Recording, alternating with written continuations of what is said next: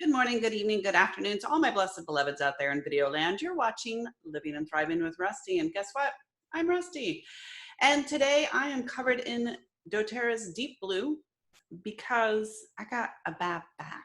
It hurts, darn it. And I don't have any time to go and find somebody who's willing to give me a massage.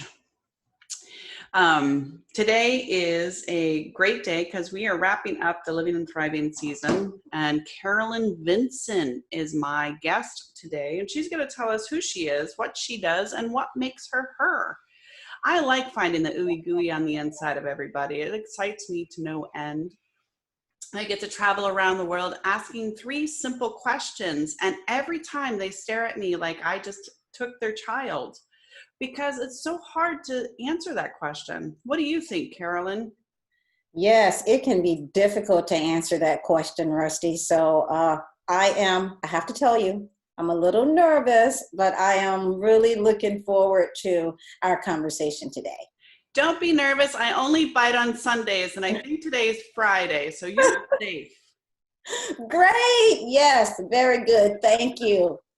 So who are you? What do you do? And what makes you you, Carolyn? So first of all, I'm a wife. I'm a daughter. I'm a sister. I'm a friend. And I am someone that really cares about others. I really want to help others. I like motivating others. And since I was a child, it's something that I've always loved to do, whether it was something I wrote out on paper and gave to someone, or just just an encouraging word. So that's really who I am. What do you do? So what I do is, first of all, I am happy to say that I am first a newly published author. There's my book. Yay! Unbreakable, readings that inspire and motivate, and I can share more about that.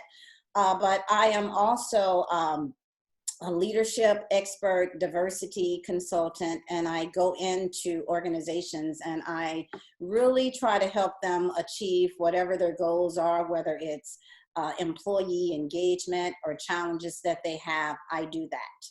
And then finally, I am a certified coach. So that's really what I love to do. I really love working with people one-on-one, helping them kind of work through their challenges and being a champion for them to help them to kind of get to whatever it is they aspire to be. Why do you do what you do? Oh, gosh. See, there's that look. I got the look. Finally. You did pretty good, though. Okay, so first, I think it started actually from the time I was a child, why I do what I do. I am from a huge family. There were 12 of us growing up, 8 boys, 4 girls in Arkansas. And, we grew up, we were poor, we had food supplements. We, had gardens. We had, chickens, pigs. I mean, we had it all in order to make it. And so at that young age, I decided that I really wanted to do something to make a difference. I really wanted to do something to help organizations. And I knew that even at a young age, my mom and dad didn't have much, but seeing my teachers, using them as role models, I always aspired to do more and to help, especially others who are are in similar situations that I was in, kind of struggling, financially to make ends meet. And then also Arkansas, when I went to school, Arkansas was ranked like number 48 out of 50 in education. And so that naturally impacted my self-esteem, my confidence, because I'm like, they're 48 out of 50. Can I really be successful? I mean, if this is the model that we're going by. And after that, I just said, you know what? I'm just going to go against the odds. I'm going to study harder. I'm going to do better. I'm going to go to college. I'm going to do the things that my parents weren't able to do so that I can afford to at least have a comfortable life where I'm actually helping and providing services to others. So I do what I do because I know that there is a lot of opportunity out there. I know that people have much more in them than they think they have in order to be successful. And I want to be a vessel, to help them achieve what their goals are, whether it's personal, professional, or organizational. I feel like I can be someone that can be one of their greatest champions. Well, you're already my champion, so we're good. That's all you need. You just need to be no. So, all right, let's dig into the dirt. I love this. You have so many beautiful things about you. So, did you graduate college? I did. I actually have. So first so in Arkansas, if I go back to Arkansas, I'm sorry, I have to keep going back to Arkansas. That's okay. State of Florida is top 10 and the worst in the country. So it's nice to know that you're under that. Yes, now I'm out of Arkansas now. I live in the DC area. I'm in the DC metropolitan area. However, in Arkansas, first my struggle was, I graduated from a class of 50. Now I was an honor graduate, but to me, I have to say, being from Arkansas, I was like, honor graduate is not much. And there are only 50 of us, an undergraduate, is that really a compliment? But I did graduate with honors. And then I went to college. I have a bachelor's degree in Arkansas. I went to college, Arkansas State University, got my bachelor's degree. Then I got my master's degree, and now I am proud to say that I have a PhD also. Oh, shut the front door, Dr. Sis. What's up? That's not to be bashful about. That's hours of pain and research and index cards and highlighters and oh my God, boring lectures. Good girl. I know. Thank you. And I still struggle sometimes with even telling people I have a doctorate degree. Why? What is the struggle about? Here you are, an accomplished young woman outside of DC, which has the worst traffic. It's worse than Boston. Mm-hmm. But you're doing beautiful things for people. What is the root cause of your embarrassment? Well, and I wouldn't say I'm embarrassed, but what I don't want to do is somehow I don't want to make people feel like by me saying I have a doctorate degree that I am in some way making them feel less than. And so that is something that I have to work through, that there's nothing wrong with me, to your point, letting people know I have one, because I worked really hard. And I really went through some confidence challenges from dealing with my childhood growing up in Arkansas that I wrestled with. So it really is an accomplishment. So I am thankful for it. So I don't want to get that confused with not wanting to have other people feel maybe uncomfortable. All right. Well, we have to she's a doctor now. Don't mess with this party because she earned her stripes. Thank you, Rusty. I really appreciate that. And I'm getting much better at that. And because I've had a doctorate since 2006. So I've had it for years now. And I'm grateful for everything, and which, brought me to this point where I was like, okay, I'm going to self-publish a book. Well, and larger than that, I don't know how old you are, but I just turned 45 to give perspective. When I was growing up, if you had that many brothers and sisters and you were struggling to make ends meet and your parents probably didn't go to college, the distractions and the support was not really quite there, at least in my story. Mm-hmm. I did end up getting a college degree, high school diploma, the whole thing, which was very strange. Mm-hmm. But it was a struggle, and so good for you. Really good for you. I mean, if I had like 5, 6 brothers, I'm sure it would be a lot of whip ass more than studying. You're absolutely right. And I'm the baby girl. So I am number 10 out of 12. So of course I always had to kind of fight against my siblings being the baby. So, but I think it made me the person that I am today. They're very supportive of me. So I'm very proud to call them sibling. That's awesome. So Thank talk to you. me a little bit about being a diversity expert. We so need like 1,000 million trillion of you on every street corner, with hugs and maybe a little whiskey. Yeah. Like, seriously, talk to me about diversity because, you know, I grew up, my mother is this beautiful Cherokee Indian woman, brown eyes, brown skin, brown hair, you know, but in the South, being a little darker is punishment. And I don't know where she stole me from, what hospital, because I'm green eyes and as white as Casper the Ghost. I have no idea where I came from. But I get the pass on a lot of things, but I get to watch in sadness at the constant resistance to the beautiful things that God made. Mm-hmm. So good for you, number Thank one. you. So, well, you're, What? I just really love you. I love you too. So I'll tell you how, so what even made me interested in diversity also, you know, Arkansas has come a long way. You're being nice. But in some cases, there's still this mentality of inferiority there. Now, I remember, you know, even years ago when I was getting my bachelor's degree, I was still in Arkansas, and I took my mom to the bank. My mom had a banking account, had money in the bank, and she was putting a check in the account. And the lady said, "Oh, I'm gonna go on and let you put it in there this time and get cash out."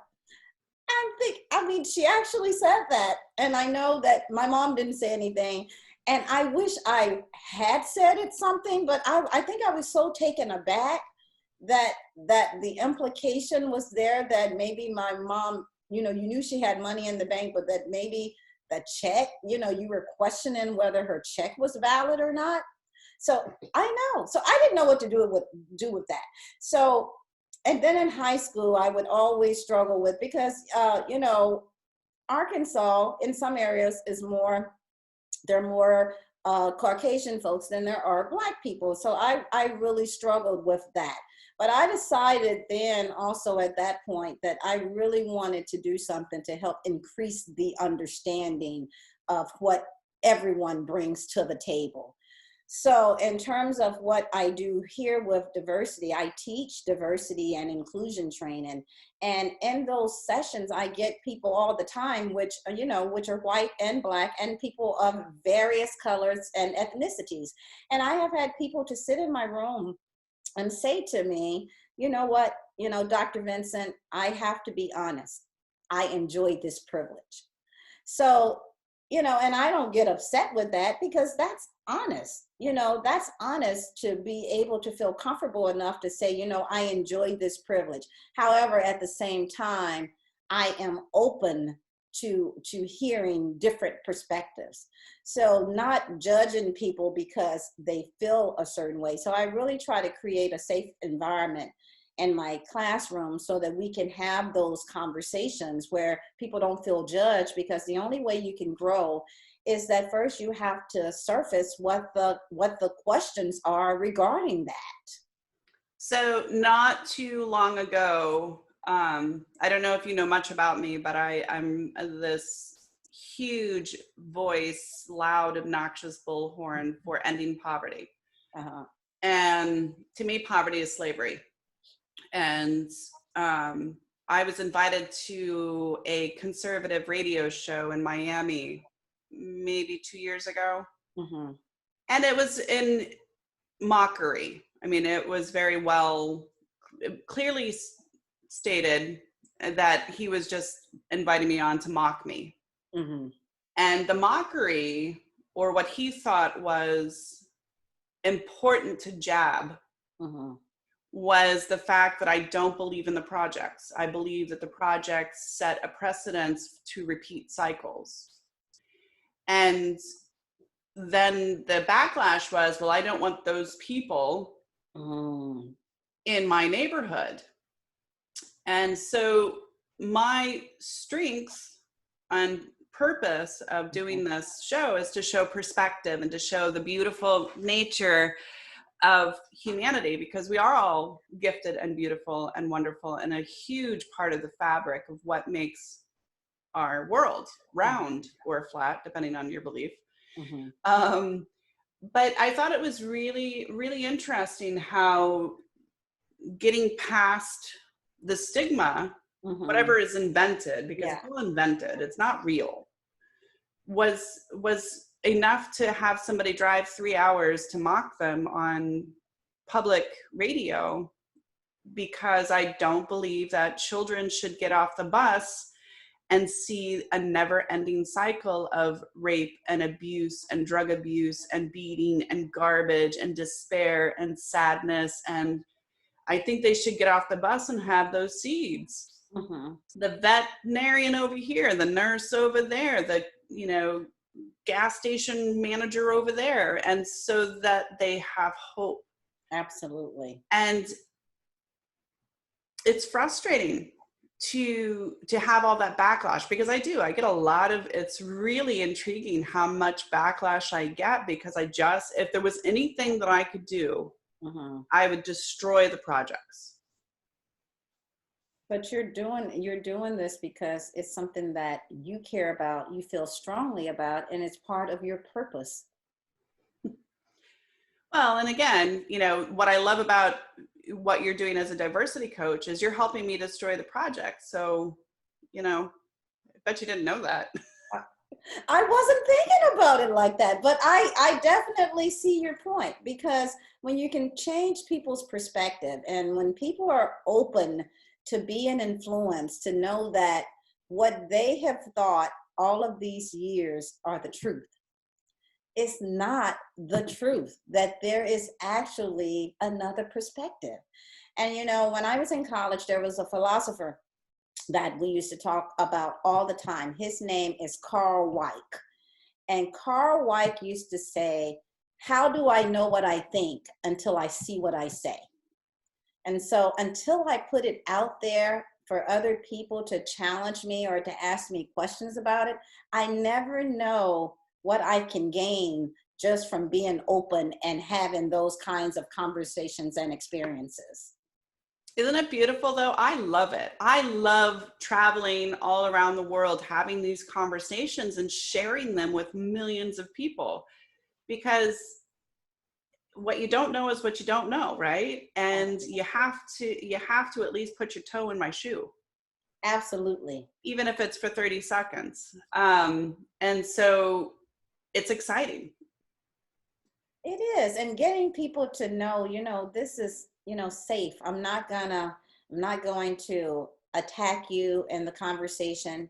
I just want us to be respectful. It's okay to disagree, you know, as long as we can respect and try to at least listen and hear the other person's perspective. I mean, you have to start planting the seeds, because if you can plant the seeds and start to lay the foundation, you may not make a breakthrough in that moment with that particular person, but because you have planted the seed, someone else may do that over the course of time.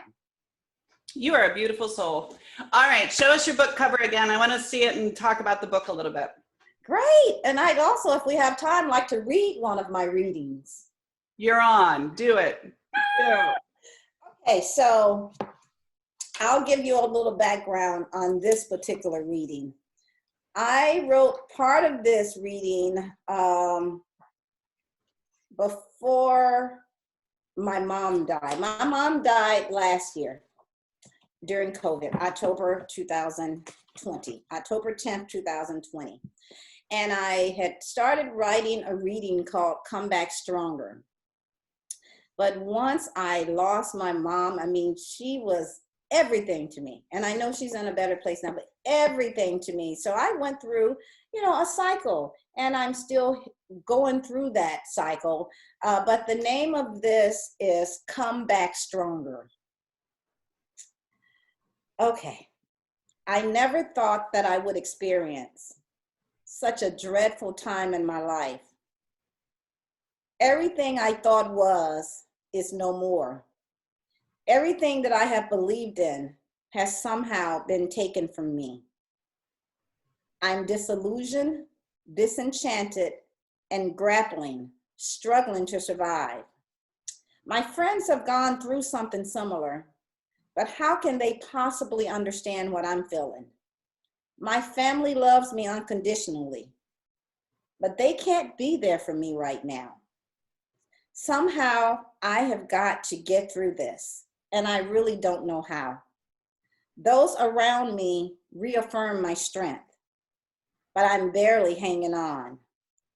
The pain is excruciating to the little self-confidence that I have left. I'm not sure where this path will take me, but I'm going to take it one day at a time and trust that I will be okay. I will get through this. I will survive, and I will come back stronger. Woohoo! What was your mama's name? My mom's name was Johnny Mae Vincent. Classic Southern name. She definitely had this Southern name, but larger than that, she had 12 kids to whoop, so she had to be tough as crow, right? It was, and if you look behind me here in this green is my mom. Aw. So I have her with me in my office at all times. I love the fact that you love her so much. I hope my kid loves me that much. I mean, now she just turned 16, so it's more eye rolling and, oh my God, Mom, really? You said that? Yeah, but I'm sure internally, even though she may not say me. it, she loves you unconditionally, Rustie. What a beautiful page for your mom. Good for you. That must have been really hard. I don't envy that process. Yeah, hard, but therapeutic at the same time. Yeah. Like, and even publishing this book was therapeutic for me because my mom died in October. She's getting older. She was getting older anyway, but I wanted to have this book published by Christmas time of last year. And after it didn't happen for a while, I felt like I couldn't, as evidenced in that poem, I felt like I couldn't move. I was like, okay, this was supposed to happen, and I was supposed to get her this book. I was going to take it home for her to see it. And then one day in January, she died October 10th. It hit me. It was like something came to me and was like, okay, you have got to publish the book. This book is not just for you. This book is to help other people. You can't just not publish it, because I was really in a state of, I don't know when it's going to happen, but I felt like that was my mom urging me on and saying, you just need to get it done. Because I'm like, well, but inspirational readings come a dime a dozen. Everybody has a book out there. Why should I have mine out there? And it just came to me, even if you touch one person, then you've done what you're supposed to do. You don't need to question what the outcome is going to be. You just need to do what you feel in your heart to do. And so that's what I did. So one of the things that I've taught over the years, and I continue to teach, and in a gentle, loving, motherly way, and Johnny Mae probably appreciated that, is that you can have 5 different people on a stage with the same exact sentence. It don't matter. You don't change the sentence, but the 5 people are different. Different skin, different gender, different whatever. Different voice, different enunciation. And you can have a full room, bazillions of people, and only a portion of the people will go and resonate, even though it's the same sentence. So I am huge about following your gut and your dreams, and it doesn't matter what people say, and it doesn't matter if they need it or not need it, because it's divine in you to speak your truth. Absolutely. And this book is really based on my own experiences. So every writing in here is something that I've gone through. It's about, relationships. It's about relationship with myself, relationship with others, and even my relationships with God. And, and some of those relationships were painful, and some of them have been really joyful. But I know that I'm not going through this by myself. Other people have some of the same issues and challenges. So I'm like, if I can just share my experiences, maybe someone, maybe it's a line, maybe it's a paragraph, but it'll give someone some motivation and encouragement that, hey, I can get through this. This too will pass. I will be okay. I'll tell you a little juicy secret. It'll be Yeah. on Wheel of Fortune one day, I think. No, not Wheel of Fortune. Whatever, you know what I mean. Yeah, I know. So I started a podcast a really long time ago, 10 years ago. And I thought it was just my family and friends, which that's a whole subject for another day. And I was like, well, maybe I shouldn't invest the money any, blah, blah, blah. And him and Han and meh. And then I get a letter from someone in Finland who heard about me from somebody in Turkey and loves my show. Wow. I was like, what? Me? Out of the bazillions of people on this planet. So that motivated me and spurred me on to continue to do what I do. And I'm so blessed because I still get letters of how it has impacted in a positive way people's lives. And so I keep doing it, and I don't get paid for this. So it's not, it's nothing paparazzi worthy, but to me, it means so much that I can share your story with 250,000 people plus. We don't really know how far our impact reaches. And so the moral of the story is always remember to be a stone, because you'll make a lot of ripples.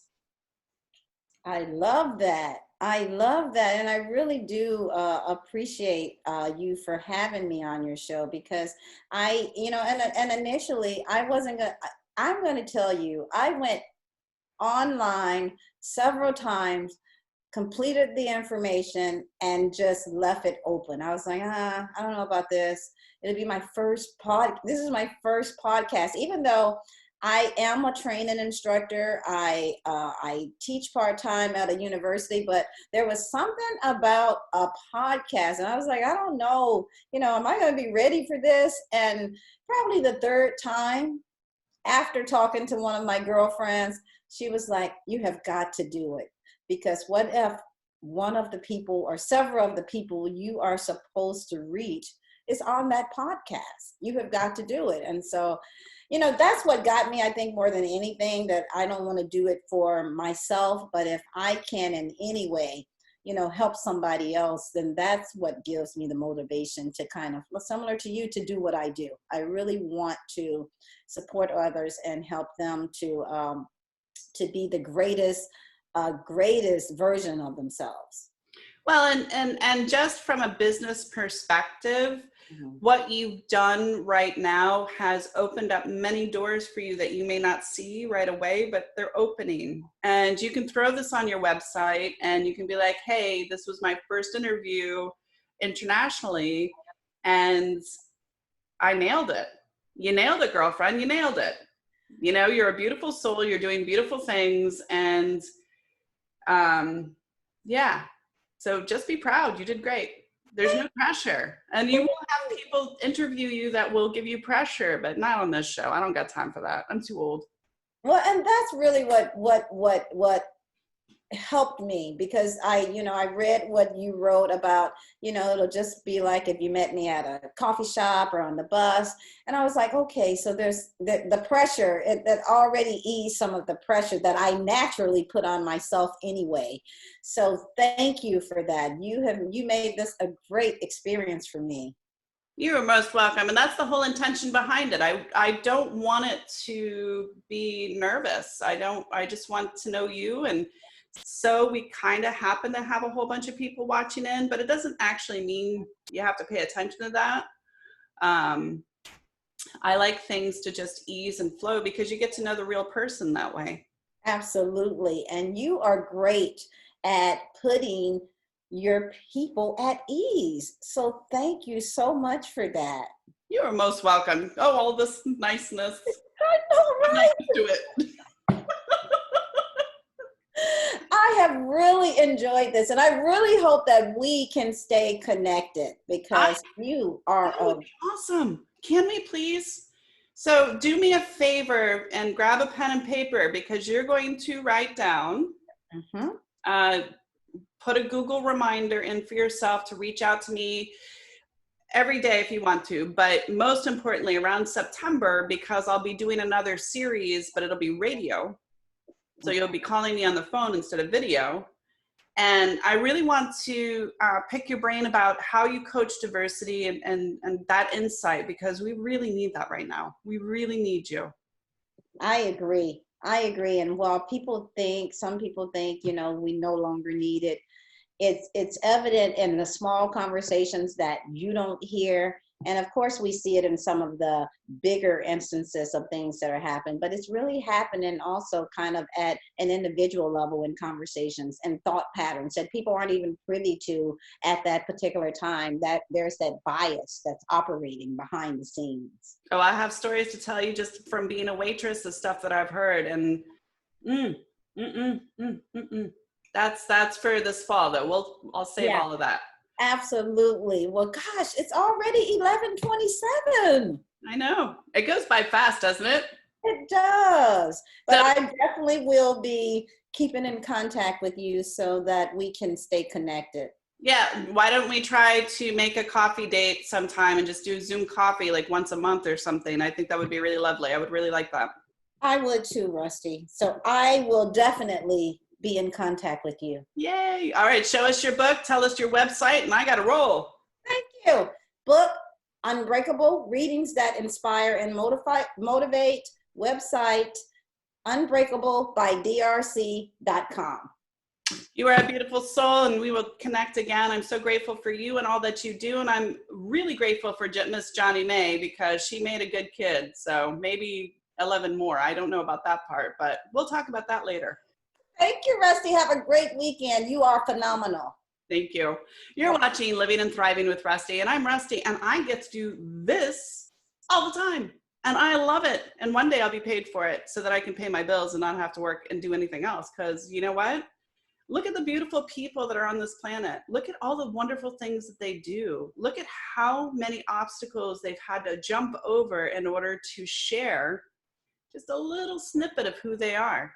And I bet you if you broke them open even bigger, they're like caramel candy on the inside, just ooey and gooey and sticky and wonderful. And that's what this is all about. I want you to have a new perspective. I want you to be inspired and motivated. I want you to get excited about life. It's beautiful. And people are beautiful. You can see all the news stuff and kill that TV. I'm telling you, cut that cable because it ain't worth it. This is worth it. Know that you're loved. Know that you're beautiful. Do something. I know I say it every show. Kind. What? We're kind of maskless now, so we can smile. We can donate. We can clean out our closet. We can share this podcast, YouTube thing with our lawyers or baby mamas or baby daddies or daddy babies, cousins, aunts, uncles. You know the drill. Come on. Do something good for somebody else. And you don't have to Facebook it either. You can just do something good because, well, that's what the right thing to do. Until next time.